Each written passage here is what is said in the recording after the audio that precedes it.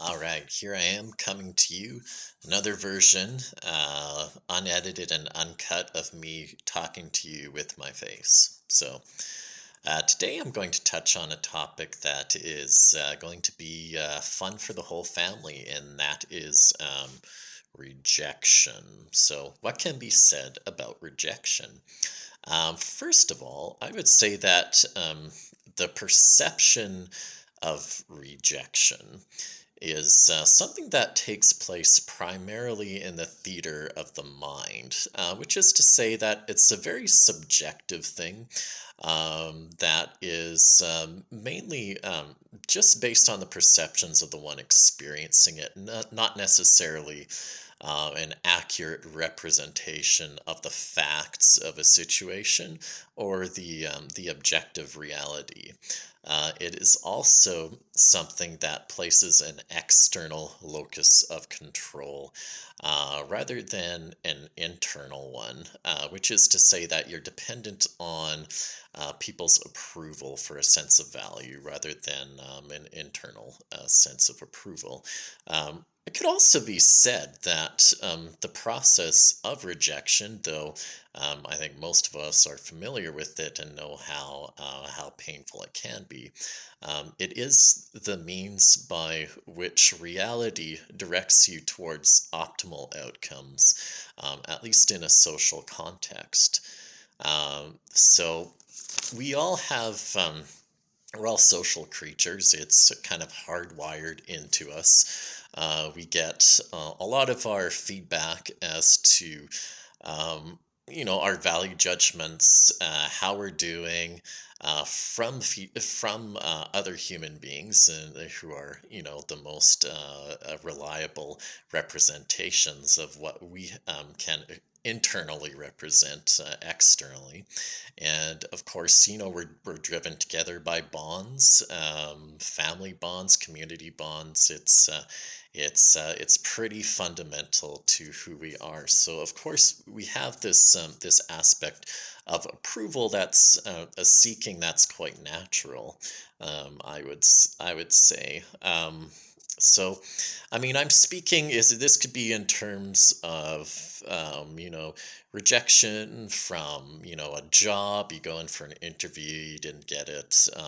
Rejection from a peer group. You found like a group of people you thought you wanted to be with, and they didn't accept you for whatever reason, or in the context of a relationship with a woman, which has obviously never happened to me in my whole entire life, let alone anytime recently. So, anyway, so I'd say there's another way to look at this occurrence that we call rejection. So, when you're learning any new skill, you start out awkward, and kind of as you feel your way through it, you stumble. There's a process which your perceptions and your orientation just through honing your way through all the stumbles, you draw your bow in a way that aligns more with the target. And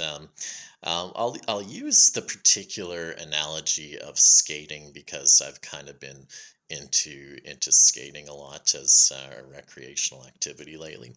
So you can imagine somebody who's never seen skating done before and has never put on a pair of skates. So you imagine you're this person, and you look at your feet and you see, your feet have these blades at the bottom of them with these skates on, and you're kind of looking at it and you said, well, it looks like I've got sleds. I've got sleds on my feet. So I go out onto the ice. I can't walk. That doesn't work. So I must need somebody to come along and push me, or I need to be sloping downwards and let gravity work on me so I could move forward. Um, as you start to discover, the way it works, you'll be able to to first to begin to glide, and you fall a couple of times, you pick yourself back up, and as you explore further, you'll realize, oh, you could do sideway crossovers, and you could learn how to skate backwards, and eventually, you could do interpretive dance like the figure skaters do, or you could play a really great game like hockey. And so you eventually, through this process of trial and error, um, and kind of discovering the whole range of this new endeavor, you discover a whole new form of locomotion. So um, as you go into the arena, that is the world, and the social milieu, and whatever the situation might be when you're trying to get along with other humans, you're going to start with a huge gap between your perceptions and reality. You might be thinking, well, I saw this image of success on television, or I had a mentor or role model that said that, this is the life you want to live. You want to do this kind of job. You want to get into this kind of business, and then you go and you think you want to pursue that, or you're trying to find yourself a sweetheart, and you look at somebody and you say, "I like the way you walk. I like the way you talk." And that's kind of like the only thing that you can grasp, but you believe that's what you want in the moment.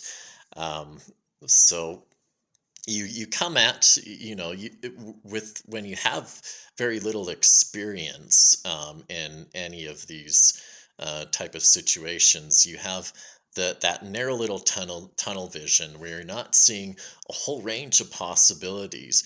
You're putting all of your hopes on a very limited and narrow p- uh, field of outcomes. So you're kind of looking at the situation like you're on the skates, and you think that you just think that there's sleds on your feet, and the only way forward is to be pushed or to be drawn downhill by gravity. So